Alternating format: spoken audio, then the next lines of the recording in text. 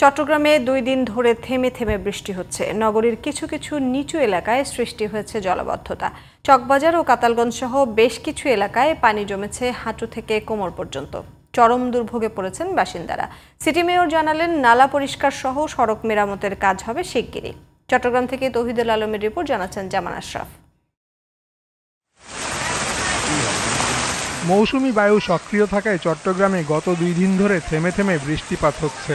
গত 24 ঘন্টায় পতেঙ্গায় 28.2 মিলিমিটার এবং টাইগার পাস এলাকায় 102.2 মিলিমিটার বৃষ্টি রেকর্ড করেছে আবহাওয়া অফিস। সকালে ভারী বৃষ্টিতে নগরীর চকবাজার, কাতালগঞ্জ সহ বেশ কিছু এলাকায় হাঁটু থেকে কোমর সমান পানি জমে যায়। এতে চরম দুর্ভোগে পড়েন অফিস, স্কুল, কলেজগামী মানুষ।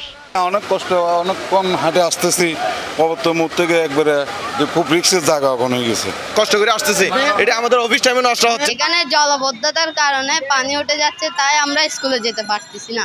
দুপুরে জলজটের কবলে পড়া এলাকাগুলো পরিদর্শন করেন city mayor doctor Shahadat Hossain.